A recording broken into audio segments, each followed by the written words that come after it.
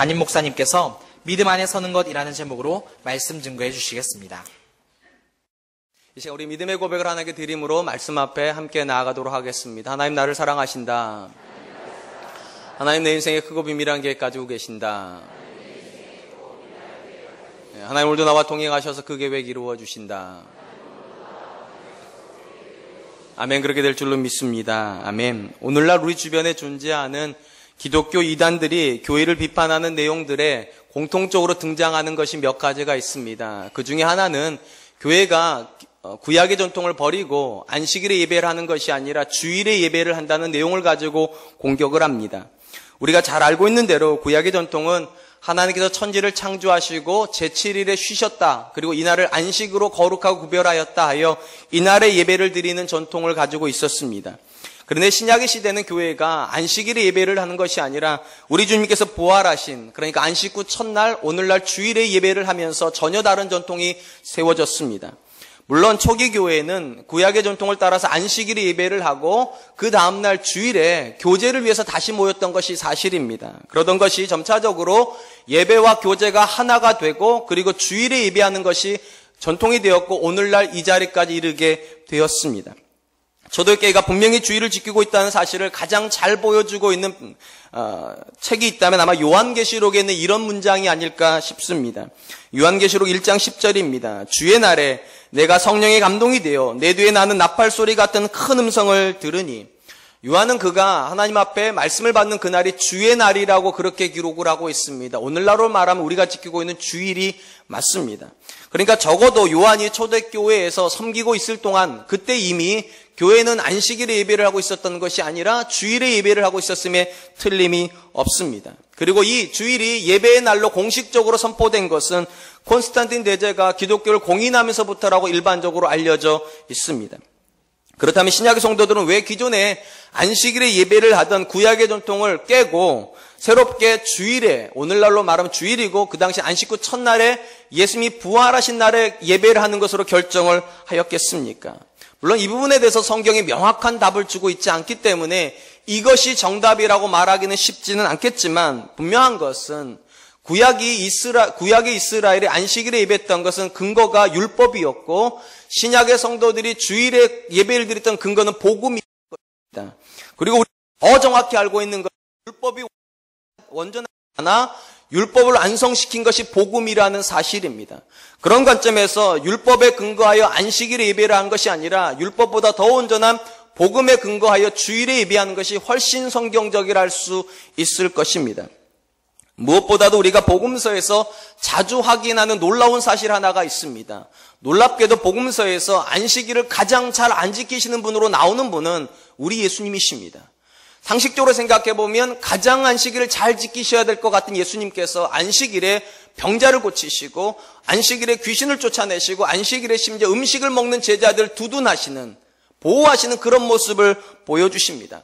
그렇다면 궁금한 건 이것입니다. 왜 예수님은 그렇게 안식일을 철저하게 지키지 않으셨을까요?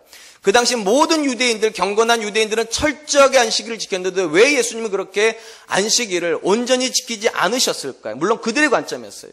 이건 딱 하나입니다. 그들의 안식일에 여전히 죄의 문제가 있었기 때문입니다.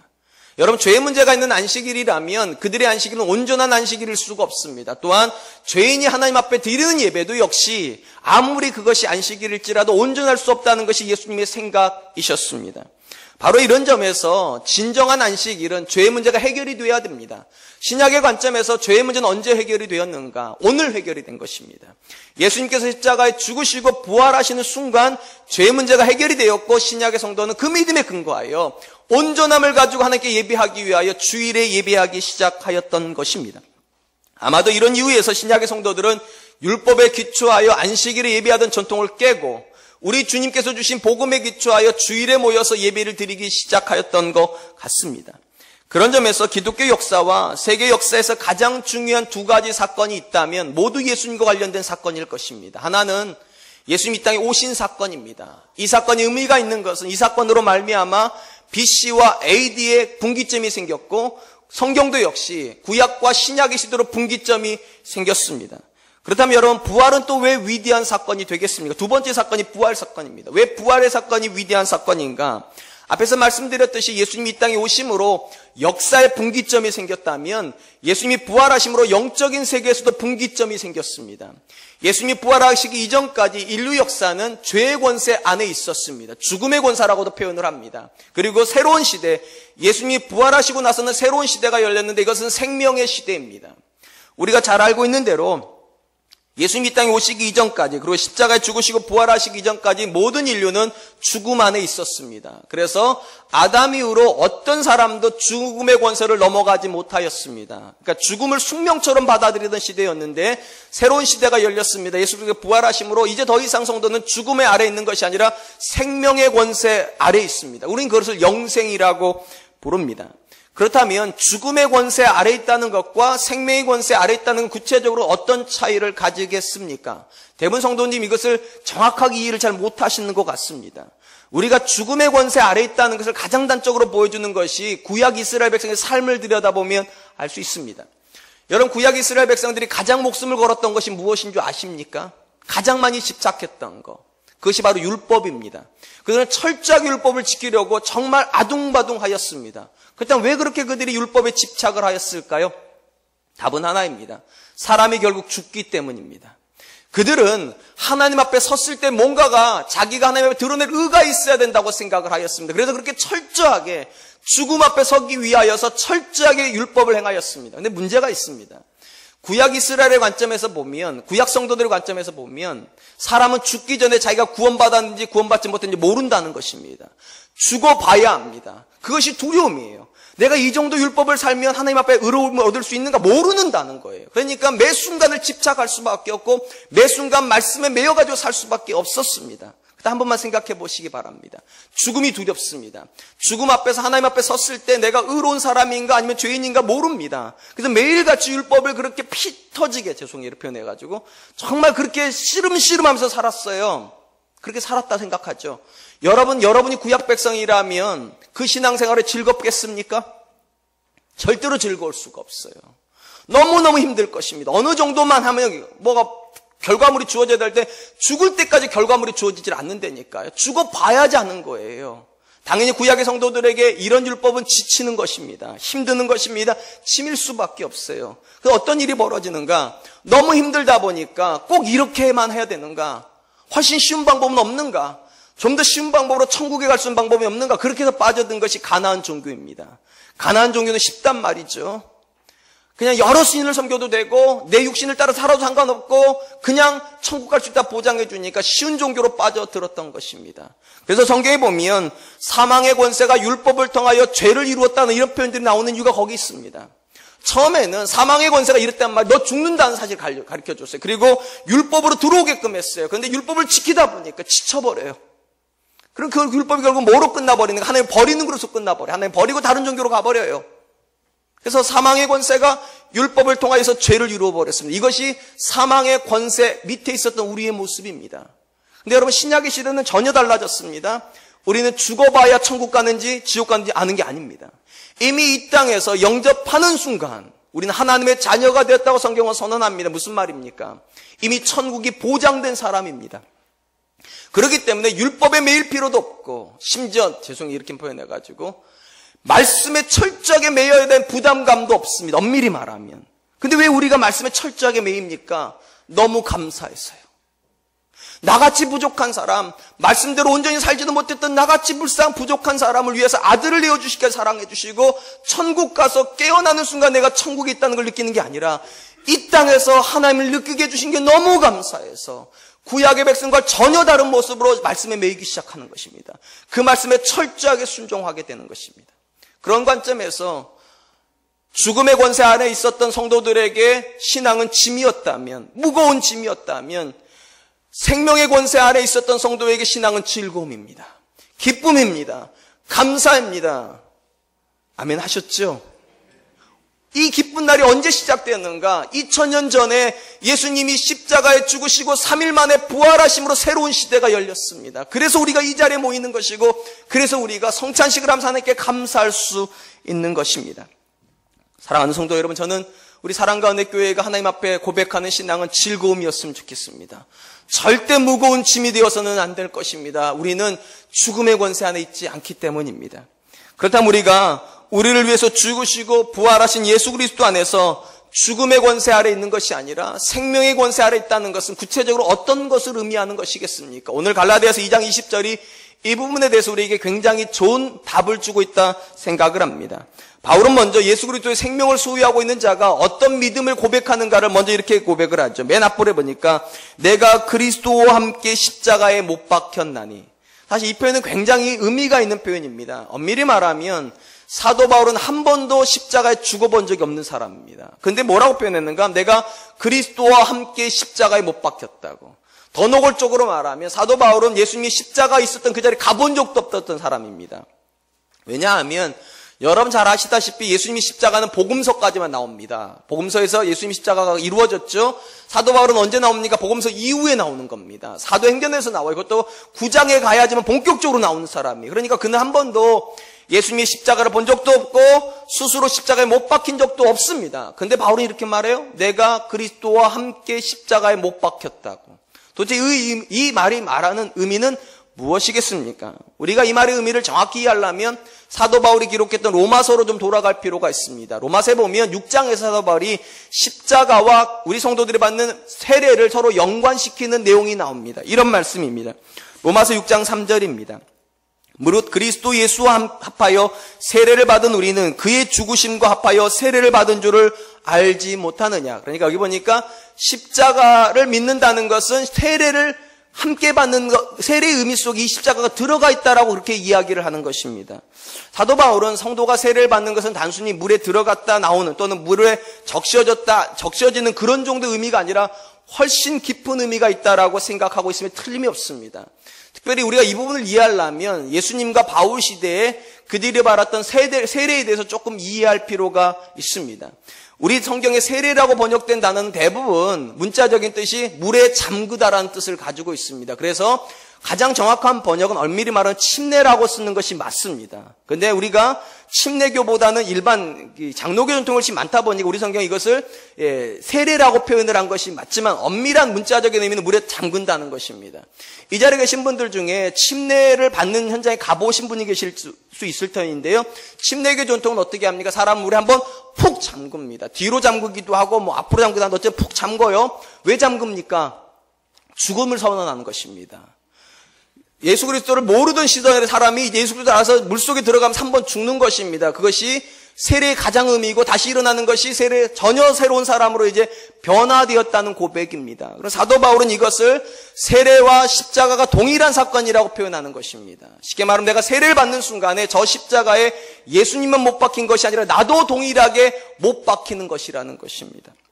그런 관점에서 사랑하는 성도 여러분, 이 사도 바울의 고백, 내가 그리스도와 함께 십자가에 못 박혔다라는 고백은 여러분이 세례교인이시라면, 적어도 세례교인이라면 누구나 똑같이 해야 되는 고백입니다. 왜냐하면 십자가 위에서 예수님만 죽으신 것이 아니라 나도 함께 죽은 사건이라고 우리가 그렇게 믿고 세례를 받았기 때문입니다. 제가 이렇게 말씀드린 이유가 있어요. 예수님께서 지셨던 십자가는 예수님의 죄를 위한 십자가가 아니었습니다. 엄밀히 말하면 저와 여러분의 죄를 위한 십자가고 더 정확히 말하면 저와 여러분이 저기 죽었어야 될 십자가입니다. 근데 다만 우리가 죽지 않게 하기 위해서 아들을 죽이신 거예요. 우리가 그 사실을 믿는 사람이라면, 뇌죄 때문에 예수님께서 죽으셨다는 사실을 믿는 사람이라면 그도 이렇게 고백을 해야 된다는 거예요. 나도 함께 죽은 거라고. 이렇게 말씀드린 이유가 있어요. 사도 바울이 십자가의 죽음이 나의 죽음이고 세례를 통하여서 내가 십자가에 못 박혔다는 고백을 가지면 어떻게 살아야 되는가를 말하는 장면이 있기 때문입니다. 그게 로마서 6장 6절입니다. 우리가 알거니와 우리의 옛사람이 예수와 함께 십자가에 못 박힌 것은 죄의 몸이 죽어 다시는 우리가 죄에게 종노릇하지 아니하려 함이니라. 아까 로마서 6장이 십자가와 세례를 연결시켰다고 말씀드렸잖아요. 그리고 세례를 받은 성도는 어떻게 살아야 되나 이렇게 되어 있어요. 우리가 죄에게 종노릇하지 아니하려 함이니. 무슨 말인가 하면 이전에는 다 우리가 죄의 종로로 타였다는 것입니다. 죄가 시키면 어쩔 수 없이 죄를 짓는 사람이었다는 거예요. 그런데 십자가를 분기점으로 하여서 이제 더 이상 우리가 죄의 종이 되지 않았다고, 그리고 죄를 향해서 죽었다고 선언할 수 있게 되었다는 것입니다. 무슨 말인가 하면 우리가 예수님을 모를 때에는요, 죄를 지을 수 있었어요. 근데 예수님을 알고 나니까 뭘 깨달았는가? 바로 내 죄 때문에 예수님이 십자가에 죽으셨다는 사실을 알게 돼요. 그럼 이제 더 이상, 이제부터 어떤 문제가 벌어지는가? 내 죄가 누구를 죽인다는 사실을 알게 되는 겁니까? 예수님을 죽인다는 사실을 알게 돼요. 그리고 하나님의 아들인 예수님이 또 더 이상 죽을 수 없다는 사실에 대한 고백을 통해서 어떤 선언을 하게 되는가? 내가 죄에 대해서 죽어버리겠다는 거예요. 여러분, 죄에 대해서 죽는다는 말은 이런 뜻을 가지고 있어서 더 이상 죄에 대해서 내가 무기력하겠다는 거예요. 더 이상 죄질 의지를 없이 살겠다는 겁니다. 무슨 말인지 아시겠습니까? 하나님께는 내가 살아있지만 죄에 대해서는 죽겠다는 거예요. 예배에 대해서는 살아있겠지만 범죄에 대해서는 죽겠다는 거예요. 더 이상 그런 사람으로 살지 않겠다고. 그것이 세례받는 고백이고 그것이 우리가 드리는 고백입니다. 그래서 사도 바울이 이렇게 말하는 거, 내가 그리스도와 함께 십자가에 못 박혔다고. 사랑하는 성도 여러분, 우리가 이렇게 매년 예수님의 죽으심과 부활을 기념하는 예배로 모이는 이유가 무엇입니까? 이것이 굉장히 획기적인 사건이기 때문입니까? 우리에게 굉장히 의미 있는 사건이기 때문입니까? 예, 맞습니다. 다 맞아요. 그런데 가장 중요한 이유는 다른 데 있습니다. 이 십자가가 2000년 전에 세워졌지만 오늘 우리가 매달려야 되는 십자가이기 때문입니다. 2000년 전에 예수님이 죽으셨다면 오늘은 내가 죽어야 되는 현장이기 때문이에요. 이렇게 고백을 해야 되니까 나도 죽었다고, 그 자리에서. 죄의 종이었던 나도 죽었다고. 나는 더 이상 죄에게 종로로 탈 수 없다고. 죄를 행할 수 있는 능력이 내게 없다고. 그걸 고백하는 시간이 바로 이 부활절의 아침이기 때문에 우리가 2000년이 지난 지금도 여전히 부활절이 되면 다시 한번 하나님 앞에 나와서 선언하는 것입니다. 주님이 죽으셨습니다. 그리고 동시에 나도 죽었습니다. 과거에 내가 살았던 삶도 죽었습니다. 과거에 내가 익숙했던 죄도 죽었습니다. 과거에 내가 익숙했던 세상도 죽었습니다. 그것을 선언하는 시간이 지금 이 순간이기 때문에 우리는 매 해마다 예수님이 부활절이 되면 다시 모여서 성찬식을 하면서 예수님이 죽으신 것처럼 나도 죽었고, 예수님이 세상을 향하여서 죽으셨던 것처럼 나도 세상을 향해서 죽었다고 선언하는 것입니다. 그리고 우리가 이렇게 할 수밖에 없는 이유는 단 하나입니다. 우리가 또 죄 가운데 거한다는 것은 예수님의 십자가를 무효처리 만드는 것이기 때문이죠. 여러분, 예수님의 십자가는 능력입니다. 아까도 말씀드렸듯이 죄와 사망의 권세에 있던 우리를 생명으로 옮겨주신 능력이에요. 근데 만약 우리가 또 죄 가운데 거한다면 이 십자가의 능력을 부정하는 것이 돼요. 그럴 수 없다고 선언하는 거. 그럴 수 없다고. 그럴 수 없기 때문에 죄를 향해서 죽어야 된다고. 사랑하는 성도 여러분, 여러분의 삶의 고백은 죄에 대해서 죽었습니까? 우리 가정의 고백은 죄에 대해서 죽었습니까? 우리 교회의 고백은 죄를 향해서 죽었습니까? 그래야 될 줄로 믿습니다.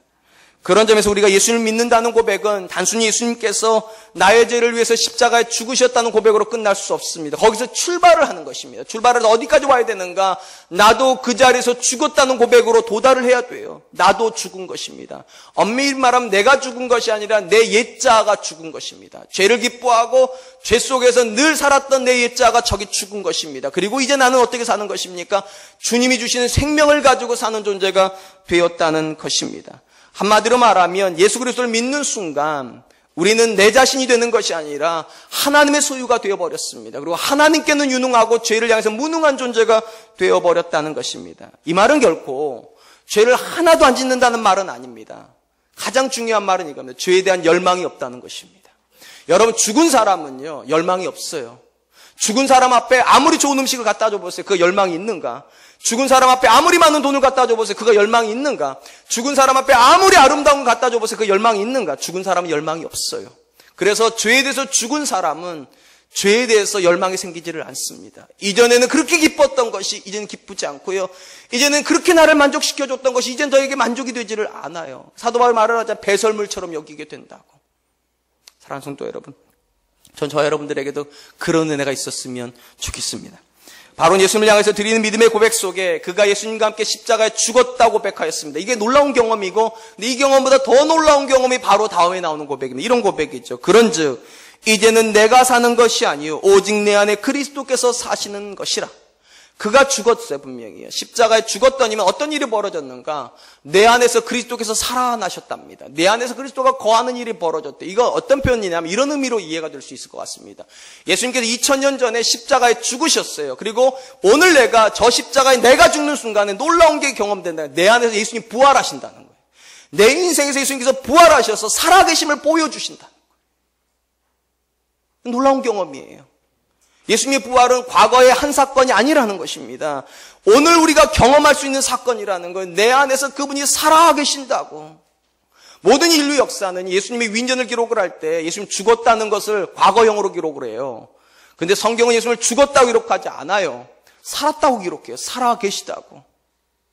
쉽게 말하면 2000년 전에 예수님이 십자가에서 부활하신 사건은 역사적인 부활이라면 오늘 우리가 경험하는 부활은 현재적인 부활이에요. 주님이 우리 인생에 살아계신다.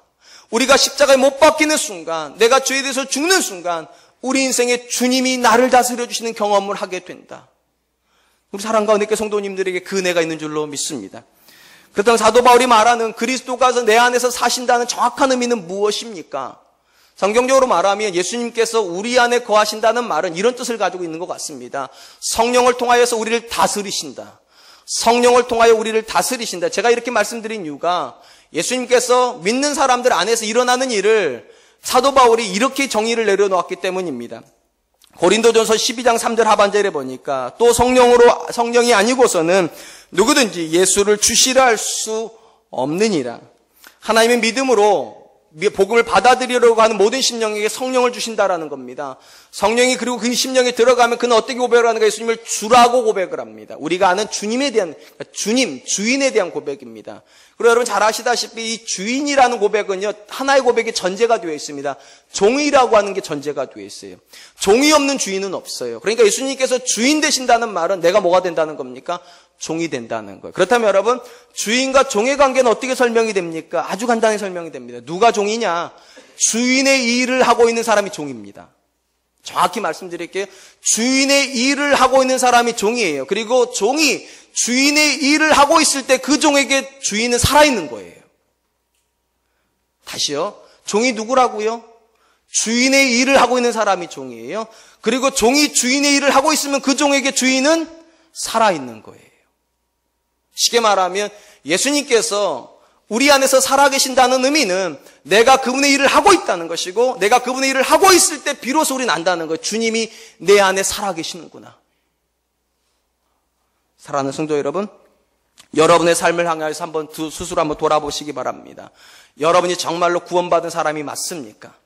여러분이 구원받은 사람이 맞다면 이 고백을 따라갈 수밖에 없어요. 내가 십자가에 못 박히는 것입니다. 그리고 십자가에 못 박히는 순간 이걸 경험하게 됩니다. 내 안에 주님이 살아계시는 경험을 하게 됩니다. 주님이 살아계시면 나는 그 말씀 앞에 순종할 수밖에 없습니다. 왜냐하면 살아계시니까. 순종할 때 우리가 경험하는 것이 있어요. 아, 정말로 주님이 내 인생에 살아계시는구나. 이게 순환이 돌아가요. 순환이요. 우리가 종종 그런 말을 하죠. 왜 내 인생엔 주님이 안 살아계시는 것 같을까? 왜 이렇게 나는 무기력할까? 답은 하나예요. 여러분들이 주님을 위해서 살지 않기 때문이에요. 종이 주인의 일을 하고 있을 때만 종은 경험 안 되니까 내가 주인에게 속하여 있구나. 내 인생에 하나님은, 주인은 살아있구나. 그러므로 사랑하는 성도 여러분, 저는 저와 여러분들의 삶에서 매일매일 주님이 살아있음을 경험할 수 있기를 축원드립니다. 그러려면 먼저 할 게 있어요. 내가 죄에 대해서 죽어야 되고 예수님을 향해서 살아야만 합니다. 사랑하는 성도 여러분, 우리는 어떻습니까? 예수님의 부활의 사건을 역사적인 사건으로만 고백합니까? 그래서 부활절만, 고난주간만 되면 막 눈물이 납니까? 너무 마음이 아픕니까? 많은 분들이 그래요. 1년 내내 즐겁게 살다가 고난주간만 되면 센치해져요. 막 밥도 안 먹어야 될 것 같고, 영화도 안 봐야 될 것 같고, 어디 즐거운 데도 안 가야 될 것 같고, 집에만 있어야 될 것 같고, 아니면 교회만 와가지고 매일같이 십자가 보면서 주님 잘못해서 이래야 될 것 같아요. 여러분, 그러라고 고난주간 주는 게 아닙니다. 고난주간의 가장 큰 의미가 무엇입니까? 내가 죽어야 될 십자가 있다는 사건. 내가 죽어야 될 십자가 있다고. 그러지 못한 것에 대해서 애통해야 돼요. 내가 죽지 못한 것에 대해서 애통해야지. 주님 죽으신 것에 애통할 필요 없어요. 부활의 아침에는 뭐 해야 됩니까? 기뻐해야 돼요. 뭘 기뻐해야 됩니까? 내가 드디어 내 옛자를 완전 버리기로 결정한 거잖아요. 이날은. 그리고 내 안에서 주님이 정말로 나를 다스리는 분으로 고백하게 된 거 아닙니까? 그래서 부활절 아침은 현재적인 부활을 경험하는 시간이에요. 주님이 내 안에 살아계신다. 주님이 내 안에 살아계신다. 사랑하는 성도 여러분, 저는 저와 여러분들에게 부활은 과거의 사건이 되기를 원치 않습니다. 오늘도 주님은 내 인생에서 나를 다스리는 분이 되기를 축원드립니다. 여러분이 그 말씀에 순종함으로 하나님께서 여러분 인생에 예수님 살아계심을 보여주실 줄로 믿습니다. 본문에서 사도 바울은 자신의 옛자가 십자가에 죽었고 예수님으로 말미암아 자기의 삶에서 예수님이 살아계시다고 그렇게 고백을 합니다. 그리고 이 고백이 그의 삶 가운데 어떤 열매를 맺고 있는가? 바로 이어서 이렇게 고백을 합니다. 이제 내가 육체 가운데 사는 것은 나를 사랑하사 나를 위하여 자기 자신을 버리신 하나님의 아들을 믿는 믿음 안에 사는 것이라. 굉장히 중요한 말이 하나 밑줄을 그어놓으세요. 이제 내가 육체 가운데 사는 것은. 이게 왜 중요한 말인지는 이제 제가 설명하면 알게 될 것입니다. 바울은 분명히 옛자가 죽었다고 말했고 내 안에 예수님이 살아계신다고 말했습니다. 그리고 그가 살아가는 모든 삶의 여정을 육체 가운데 사는 것이고 맨 마지막 말 내가 믿음 안에서 사는 것이다. 쉽게 말 정의하면 이런 겁니다. 육체 안에 거하면서 믿음으로 살고 있다는 거예요. 육체 안에 거하면서 믿음으로 살고 있다. 쉽게 말하면 이런 거예요. 어떤 믿음입니까? 내 육체 안에 내가 사는 것이 아니라 예수님이 살고 있다는 그 믿음으로 산다는 거예요. 아주 단순히 말하면 내가 설교를 해도 주님이 설교를 하는 것처럼 사는 것이고 내가 자녀를 키워도 주님이 키우는 것처럼 사는 것이고 내가 사업을 해도 주님이 하시는 사업을 하시는 것처럼 그렇게 산다는 거예요. 비록 육체 가운데 살고 있지만 저는 이것이 굉장한 도전이 된다고 생각을 합니다. 사실 우리 대부분의 사람들은 믿음의 고백과 삶의 고백이 불일치하죠.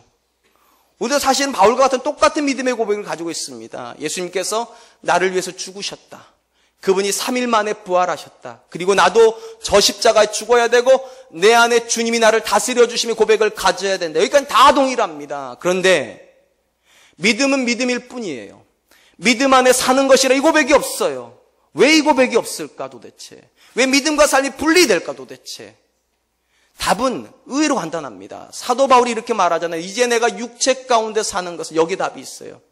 우리가 예수님 믿고 거듭나고 우리 안에서 예수님이 우리를 다스려 주시면 우리가 육체 바깥에 사는 줄 알아요.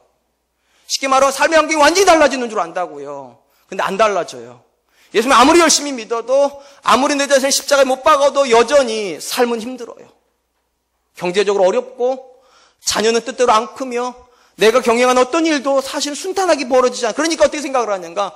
내 바깥에서 뭔가가 변화가 일어나지 내가 변화될 거라 생각을 하는데 바깥이 안 변한단 말이죠. 여전히 똑같은 육체 안에 거한단 말이에요. 그러니까 안 변해요. 이제 사도 바울이 뭐라고 말합니까? 내가 여전히 육체 가운데 거하지만 아무것도 달라진 게 없다는 말이 쉽게 말하면요. 여기 나온 육체 가운데 거한다는 말은 이렇게 이해도 돼요. 여전히 내가 문제 가운데 거하지만 난 뭘 따라 산다고요? 믿음 따라 산다고요. 어떤 믿음이요? 전혀 다른 믿음으로 그 문제를 대하겠다는 거예요. 전혀 다른 믿음으로요. 이전에는 내 옛자를 기초로 하여서 그 문제를 대했단 말이에요. 근데 이제는 내 안에 살아계신다는 주님의 관점에서 그 문제를 대한다는 거예요. 이제는 내가 내 자녀를 키웠다면 이제는 주님이 키우신다는 거예요. 이제는 내가 내 가정의 주인이었다면 이제는 주님이 내 가정의 주인이시라는 거예요. 이제는 내 사업이었지만 이제는 주님의 사업이라는 거예요. 바깥은 하나도 달라지지 않았어요. 이제 여전히 내가 육체 가운데 간단 말이에요. 아무것도 달라지지 않았어요. 그런데 내가 달라져 버렸어요. 내가 사는 것이 아니라 주님이 사는 거라고. 사랑하는 성도 여러분, 부활의 진정한 의미가 무엇입니까? 왜 하나님께서 우리에게 부활신앙을 주셨습니까? 이 부활신앙 가지고 잘 먹고 잘 살으라고요. 복 주시려고요. 예, 물론 그럴 겁니다. 근데 여러분 거기에 핵심은 있지 않아요. 진짜 중요한 건 이거예요. 하나님은 여러분의 문제를 안 바꿔놓으셨을 것입니다. 여전히 여러분 육체 가운데 계세요. 여전히 문제 가운데 계세요. 근데 기억하세요. 여러분 달라졌어요. 이제는 내가 산 것이 아니라 내 안에 그리스도께서 사신 것이야. 이 믿음 가지고 다시 육체 가운데 들어가라는 거예요. 문제 가운데 들어가라는 거예요. 그리고 이렇게 선언하세요. 이제는 내가 내 자녀 키우지 않습니다. 주님이 키워주십시오. 이제는 내가 내 힘으로 사업하지 않습니다. 주님이 해주십시오. 이제는 내가 내 가정 주인 아닙니다. 주님이 주인 되어 주십시오. 그렇게 하라는 거예요. 놀라운 걸 경험하게 될 거예요. 그러면요. 정말로 주님이 내 자녀 키워주시는구나. 그분 살아계시는구나. 정말로 주님이 내 사업도 경영해 주시는구나. 그분 살아계시는구나. 정말로 우리 가정도 화평해지는구나. 정말 주님 살아계시는구나. 할렐루야. 사랑하는 성도 여러분, 기독교의 믿음은 살아있는 믿음이에요. 죽어있는 믿음이 아니에요. 왜냐하면 우리가 믿는 예수님이 살아계시니까요. 여러분, 주님이 살아계시다면 여러분 문제를 여러분이 만지는 건 죄예요. 여러분의 자녀를 여러분이 키우는 건 죄예요. 여러분의 사업을 여러분이 하는 건 죄예요. 그러니까 바울이 하는 말인 거잖아요. 이제 내가 비록 육체 가운데 거하지만 육체 가운데 어떻게 산다고요? 믿음 안에 사는 것이라. 내가 사는 것이 아니라 주님이 사시는 믿음으로 내게 능력 주실 거니까, 내게 힘 주실 거니까. 사랑하는 성도 여러분, 여러분들에게 믿음은 살아있습니까? 죽어 있습니까? 여러분들이 고백하는 주님은 살아계십니까? 죽어 계십니까? 분명한 건 이것입니다. 우리 자녀들은 엄마 안에서 살아계신 예수님 만나고 싶어 한다는 것입니다. 아빠 안에서 살아계신 예수님 만나고 싶어 한다는 겁니다. 여러분이 사장님이십니까? 여러분의 부하 직원들은 살아계시는 예수님을 여러분 인생에서 만나고 싶어 하십니다. 바깥의 환경이 달라지지 않았으니까 내가 안 달라져야 된다고 틀리셨어요. 하나님, 여러분의 바깥의 환경은 안 바꾸실지 몰라도 이미 여러분은 바꿔놓으셔서 믿음 가운데 여러분들이 십자가에 죽었다고 선언하는 순간 여러분 인생에 예수님은 부활하셨습니다. 현재적으로 부활하셨습니다. 그러므로 그 주님을 믿으십시오. 그 주님으로 하여금 여러분의 일을 하게 하십시오. 여러분의 자녀를 키우게 하십시오. 우리 교회를 다스리게 하십시오. 주님의 살아계심이 드러날 줄로 믿습니다. 이제 말씀을 맺겠습니다. 예수님의 죽으심과 부활은 분명히 역사의 현장에서 일어났던 역사적인 사건이 맞습니다. 그럼에도 불구하고 여러분 또 믿어야 됩니다. 그것은 역사적인 사건이면서 동시에 현재적인 사건이어야 됩니다. 사도 바울이 말합니다. 이제는 내 안에 그리스도께서 사시는 것이라. 과거에 사셨던 게 아니에요. 2000년 전에 어떤 현장에서 사셨던 게 아니에요. 지금 내 안에 살고 계시다는 거예요. 이 고백을 여러분의 고백으로 받고 싶으십니까? 전제가 있어요. 십자가 여러분이 먼저 죽어야 돼요. 성경은 놀랍게도 우리 옛자와 주님은 함께 계시지 못한다라고 기록을 합니다. 옛자가 있으면 주님은 나가시는 겁니다. 주님이 들어오시면 옛자는 나가야 되는 거예요. 왜냐하면 머리가 두 개일 수 없기 때문입니다. 여러분이 여러분의 옛자를, 죄를 기뻐하던 그 옛자를 십자가에 못 박으면 놀라운 일이 벌어집니다. 우리 안에서 주님이 다스리기 시작합니다. 그러나 여러분 착각하지 마시기 바랍니다. 주님이 다스린다고 해서 여러분의 바깥의 환경이 달라지지는 않습니다. 여전히 그 환경 그대로 있습니다. 왜 그 환경 그대로 있게 해놓으셨을까? 경험하라고요. 여러분이 옛자를 통해서 살았던 시절의 그 문제하고 주님과 함께 살았을 때 문제가 얼마나 달라지는지, 내 마음대로 키웠던 자녀가 내가 주님 안에서 키웠을 때 어떤 변화가 일어나는지 경험하게 하려고 바깥의 문제를 그대로 놔두신 거예요. 그대로. 문제가 안 바뀌었기 때문에 믿음이 안 생깁니까? 틀렸습니다. 믿음이 안 생겼기 때문에 문제가 안 바뀌는 거예요. 그러면 사랑하는 성도 여러분, 믿음을 가지시길 축원드립니다. 어떤 믿음입니까? 내 안에 그리스도께서 사신다는 믿음입니다. 우리 가정 안에 그리스도께서 사신다는 믿음입니다. 우리 교회 안에 주님이 살아계신다는 이 믿음입니다. 이 믿음이 있다면 하나님께 기도하세요. 하나님, 이제는 내가 살지 말게 해주시고 믿음으로 살게 해주십시오. 내가 키우는 자녀가 아니라 주님이 키우는 자녀 되게 해주시고, 내가 경영하는 사업이 아니라 주님이 경영하는 사업이 되게 해주시고, 내 교회가 아니고 우리 교회가 아니고 주님의 교회 되게 하여 주시옵소서. 반드시 하나님은 우리에게 보여주실 겁니다. 주님 살아계심을. 이제 우리 하나님 앞에 기도 한번 하려고 합니다. 오늘 시간이 많이 가서 찬양을 못하는 대신에 짧게 기도하려고 합니다. 여러분 스스로에게 물어보시기 바랍니다. 여러분 안에 예수님은 살아계십니까? 여러분을 통하여서 예수님이 일하고 계십니까? 여러분 자녀를 키우신 분이 예수님이십니까? 여러분이 경영하는 사업을 경영하고 계신 분이 예수님이십니까? 우리 가정, 우리 교회를 주장하고 계신 분이 정말로 예수님 맞습니까? 만약에 그 주님이 내 자녀를 키우지 못하고 있다면 왜 그렇겠습니까? 답은 하나입니다. 내가 아직 저 십자가에 죽지 않았기 때문입니다. 하나님께 기도합시다. 하나님, 내 옛자를 저 십자가에 못 박게 하여 주시고, 내 안에서 살아계신 예수님을 만나게 하여 주시고, 내 자녀, 내 남편, 내 아내, 우리 교회, 우리 사업장이 내 안에 살아계신 예수님을 만날 수 있도록 주님 축복하여 주시옵소서. 우리 같이 한번 기도하겠습니다. 사랑의 많으신 하나님 감사합니다. 오늘도 귀한 시간 주시고 주의 말씀 앞에서 우리 자신을 돌아볼 수 있도록 은혜 주시니 감사합니다. 하나님, 2000년 전에 예수님이 죽으셨던 십자가는 주님만이 죽으셨던 십자가가 아니라 우리도 죽은 십자가이며 우리 자도 죽었던 십자가임을 고백하게 하여 주시옵시고, 오늘도 주의 말씀 앞에 서서 하나님, 내가 사는 것이 아니라 주님이 내 안에 사시는 고백으로 살게 하여 주시옵소서. 비록 내가 육체 가운데 살지라도 이제는 내가 사는 것이 아니라 내가 믿음 안에 사는 것이라 고백하였던 사도 바울의 고백처럼 나를 통하여 주님이 일하시는 그런 삶을 살게 하여 주시옵소서. 내가 키우는 자녀가 아니라 주님이 키워주시는 자녀를 키우게 하여 주시옵시고, 내가 이루는 사업이 아니라 주님이 이루어주신 사업을 경영하게 하여 주시옵시고, 내가 만드는 가정, 내가 이루는 교회가 아니라 주님이 만들어주시고 주님이 이루시는 교회를 만날 수 있도록 그 안에 축복하여 주시옵소서. 그 은혜를 더하여 주시옵소서.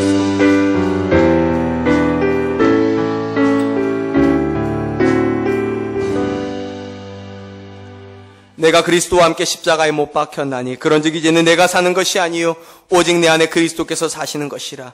이제 내가 육체 가운데 사는 것은 나를 사랑하사 나를 위하여 자기 자신을 버리신 하나님의 아들을 믿는 믿음 안에 사는 것이라.